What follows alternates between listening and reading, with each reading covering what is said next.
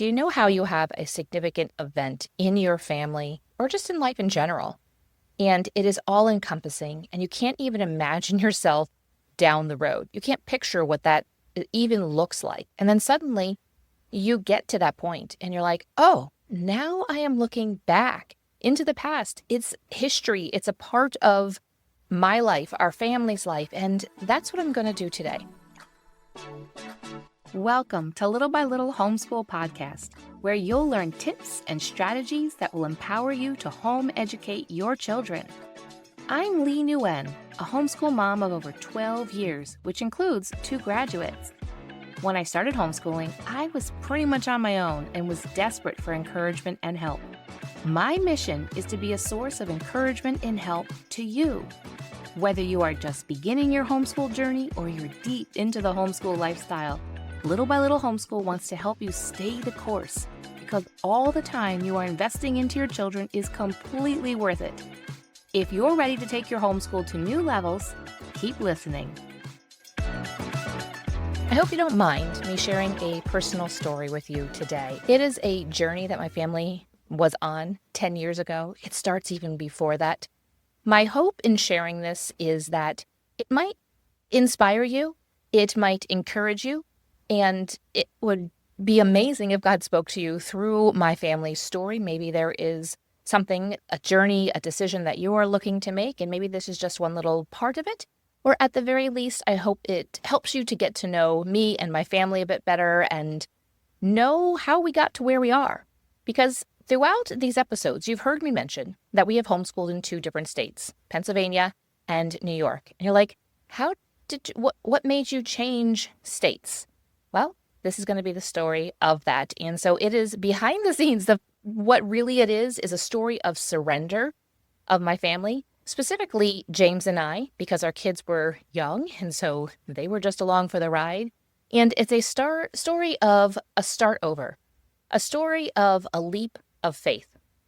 So 10 years ago, last week, my family made a significant move for our family. Now, I know people make moves and they might move across the country or to another country, but for us, this was a big deal. It was a 4-hour drive. Now, granted, when we made that first drive, when we moved, it was with 2 giant U-Hauls and pulling a car, and it took way longer, especially since we hit rain. We didn't really know the roads very well, and it took a lot longer. But when you're driving a normal speed, it takes about 4 hours. And when we moved, we didn't know anybody.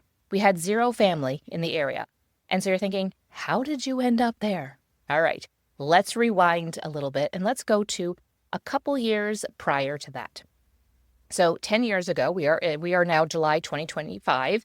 And so this would have been the year that we moved was 2015. It was actually July 9th, 2015 is the exact date that we pulled out early in the morning with our U-Hauls and adventures in sight and tears in our eyes.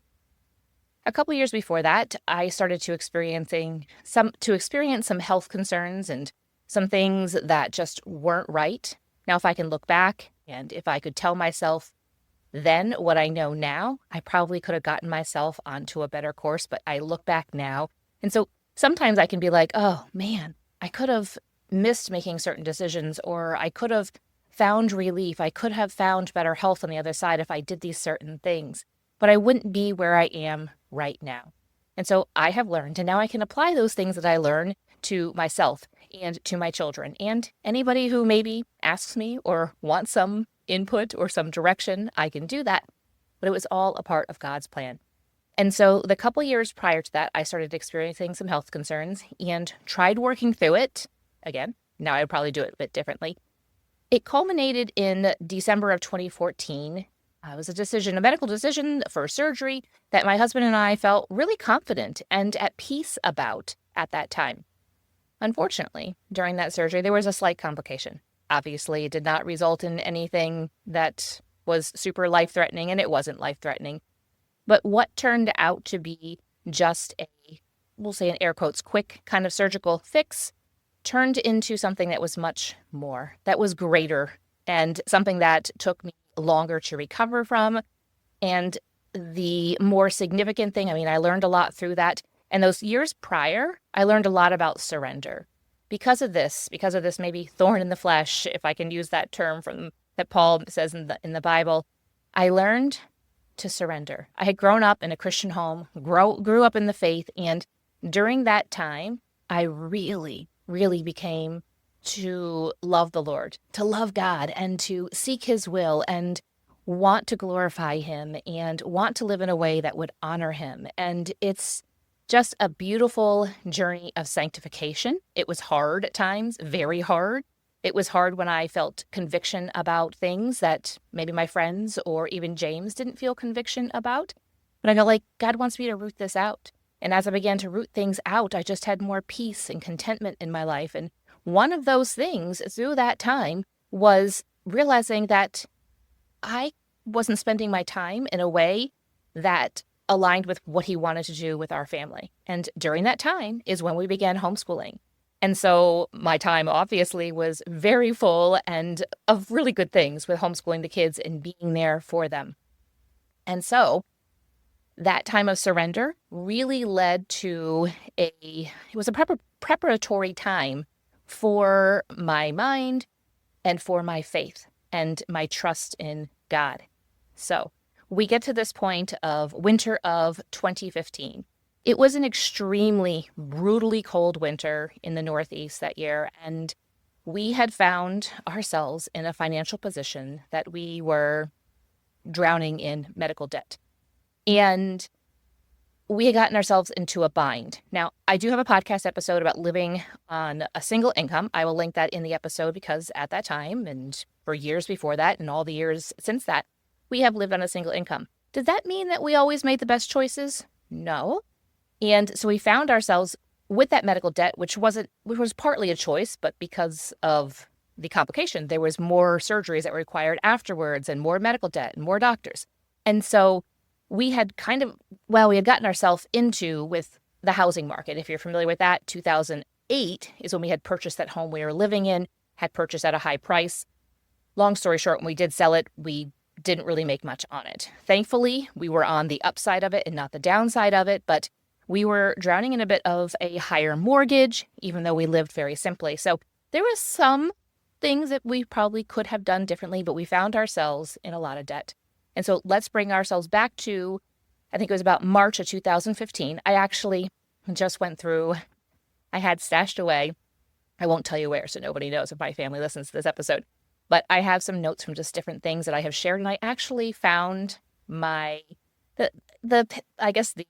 testimony that I shared when we did eventually move to our church that I had given to our church when we had moved. And so kind of went over that. So that's why some of this is super fresh in my mind. And I just kind of sat there with tears in my eyes, remembering how I felt.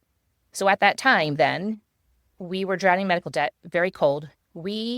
Our fuel source was running out and we didn't know what we were going to do. Our credit cards were maxed out. I don't know if we could have gotten more credit cards. But we were about to ask family for some financial help because we have 3 little kids. And so at that time, we had a 12-year-old, a 10-year-old, and a 7-year-old. And we were about to ask family for some financial help because we needed to heat our house. And we were running out of time, literally running out of time. And in the mail, just probably a day or two after we realized that this is the crisis that we were at and that we were really concerned, prayed about it, and in the mailbox one day showed up a check for $5,000. Now, I know, to make me cry now, that doesn't always happen. We don't always get out of a financial situation that easily. Sometimes we have to work our way out of it, and it can take years. But at that time, God felt fit to impress upon somebody. We weren't talking about this to anybody. We weren't telling people about the situation that we were in because we didn't want anybody to feel obligated or that they had to give us. So this was completely orchestrated by God. That money was then the first thing we did was to purchase more fuel. And then we were able to pay down some of our credit cards so that we weren't drowning in debt. We were able to feed our family. And so that right there began a series of events. Long story short, my husband was pretty much capped at his income for his position. It was still that we were still dealing with the ramifications of the 2008 housing crisis, and just inflation and the reduction in his salary. And we had gotten to the point that we were looking for a new job for him. And a friend happened to mention that her husband's company was looking to hire somebody. So very long story short, he goes and he meets with them, talks to them, and they said, we would love to have you. However, you're going to need to live in a certain territory in order to get this position, for this position. And you would have 6 months to be able to make that move. And so he came home from this meeting, and I'm anxious, like, what did they say? And when he told me the area we'd have to move to, we both looked at each other, we're like, I don't really know where that is. So we got out our kids' atlas from homeschool and looked. We're like, oh, okay. We had never been to this area, ever. And so we prayed about it. We sought some wise counsel from some friends and just really felt peace about it and decided this is what we're going to do. And that thus began a couple of crazy months of putting our house up for sale, getting it ready for sale, and then selling it and getting rid of a lot of things. And so that leads us to the early morning of July 9th, 2015. Our friends had shown up the day before and had loaded up. We were supposed to just have one U-Haul. Turns out we had a lot more stuff in that, even though we had purged a lot of things. And we set out on the road, and it was hard. For the 10 years prior to that, our church had become our family there. I didn't have my family in the area, and so they had become, these sisters in Christ had become my sisters, and we had been raising our kids together. And so it was really hard. It was like leaving family because we had grown so close together. And I mentioned giving a testimony at church that our church threw a going away party for us, and there were so many people there. It was just such a blessing. We had been so involved in the church, had formed so many relationships that it was really, really hard.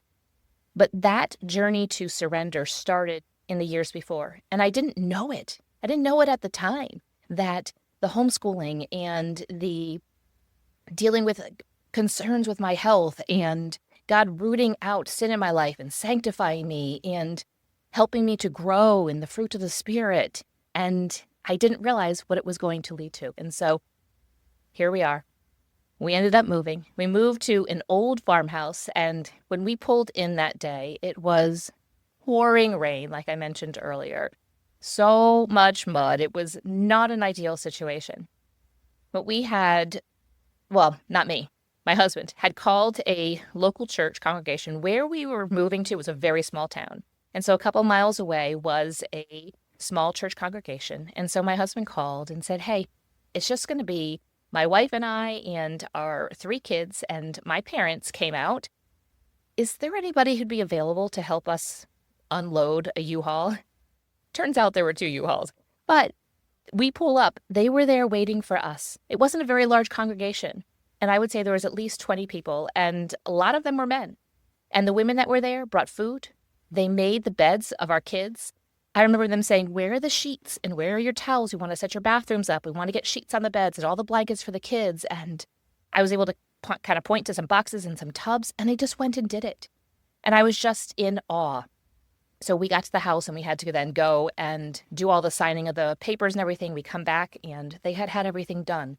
One of the U-Hauls got stuck in the mud and they pulled it out of the mud. And it was just an amazing story about brothers and sisters in Christ coming alongside one another. And I hope that that encourages you, that when you hear from essentially strangers to you, but know that you have that common bond, it's just as something that 10 years later, I'm telling you about this. There is just a lot of little things along the way. Now, was that move then easy? Yeah, it felt really exciting at the time. We felt so confident in where God was bringing us. There was sadness, yes, in the leaving, and there were some tears, and then we get going, we get there, and we're kind of flying high, and it's exciting.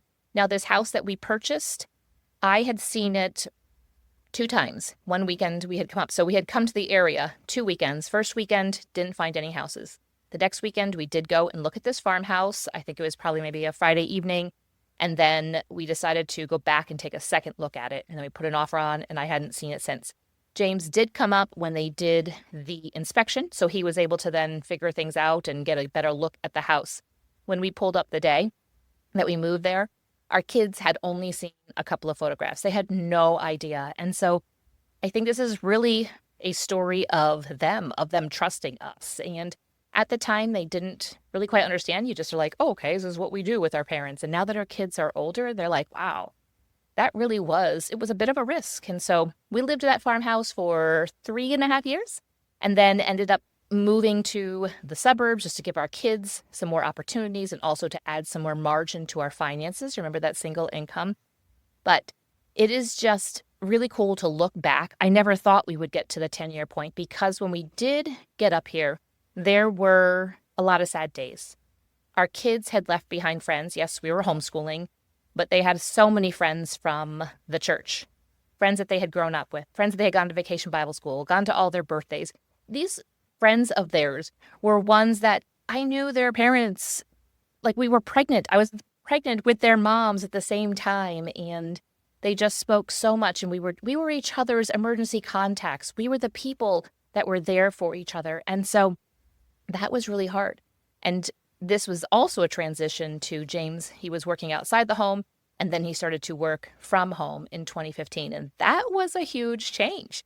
I wasn't used to him being around. He wasn't used to working outside of an office environment. And now he had eventually gotten used to the noise. And especially after 2020, people really don't care about noise in the background when you're talking to clients and stuff on the phone because they're used to a lot of people working from home. Now, granted, our house is a bit quieter than it was. So at the time, it was a big adjustment to him always being around. Now, he did traveling and stuff, but it was a big shock for him. And I wanted to give him lots of space to be able to establish his new career. And so a lot fell on me, and it was a lot. And when we had moved there, we had made the conscious decision that we were going to pull back on things. The really cool thing is that the pastor's wife of that church that helped us move in did piano lessons. So could drive just 2 miles down the road. Once a week, she did piano lessons. And then on Sundays, we went to church, and then that was it. We had decided to simplify our life. We had decided that we just wanted some space to breathe. We had been running so hard. The kids had been in sports, and there was church activities, and we were on church leadership and running ministries, and there was just a lot going on. And so we used that year to just breathe. And so we just church on Sundays and then piano lessons. And then, we met people and they invited us over. And we had a pool at the time. We'd invite people for swim parties and stuff like that. But it wasn't anything that we were committed to co-ops and all this stuff. And then we started to kind of branch out. And it really helped me to become more, I guess, picky, I would say, about how we would spend our time. It woke me up to the fact that the time is going by fast. And so during that year, we got really, really close as a family. We have so many stories. And so it's just crazy how 10 years can go by. And during that time, so if you're in a time of a big transition, a leap of faith, something that is just really big for your family, it's going to feel hard, but just know that you will get to that other side. And I can look back now and I'm like, wow, look at all the opportunities and all the things. And it doesn't always matter where we are. God can bring goodness out of that situation. God can glorify himself through it. He allows us to glorify him. He can sanctify us and work through us during that time. And so this past weekend, this is very hard to do. Well, if you don't have older kids, especially late teens and young adults, you might think this is crazy. I remember thinking, like, what do you mean you're having us over for dinner and your 20-year-old isn't home for dinner? Now we invite people over for dinner. I'm like, well, it'll be James and I, and our kids will kind of start coming in when they get off of work or whenever. Maybe you'll see them. They'll be here in time for dessert. But we were able to set aside a couple of hours, and we went out to dinner, and I worked on a little bit of a secret project. Do you want to hear something that I'm really bad at? Well, I love photographs. I've always loved photographs. From the time I got my first camera, I think I was probably late elementary school. We're going back to film days. I took a photography class in college, learned to develop film. I have just always loved it. But when you have kids, there's just some things that just fall off of the radar, things that just aren't important to the budget. And so I took pictures, but I just didn't get them developed. So after a lot of research and figuring out prices and what is my budget and everything, I have secretly been working behind the scenes on getting a ton of those photos developed and putting them together into photo albums. I had looked at photo books, and then I looked at the price of it. In order to get the best bang for my buck, I just had the photos printed at Walmart, bought some photo albums from Amazon. So I was able to print thousands of photos and get those together. So I surprised my family with that. We had time out to go out to eat. And it was just a good time of reflection and thankfulness to God for how far He has brought us. So I just kind of wanted to share that with you. And I hope that it's okay that this isn't necessarily a homeschool episode. We'll get back to that in the next one. But I just wanted to share that in hopes of encouraging you, to give you a little bit of insight into our story. Thank you for listening, friend. I'd love to connect with you more. You can find social media links in the show notes and share this episode with a friend who could use a boost to her homeschool. See you back here real soon.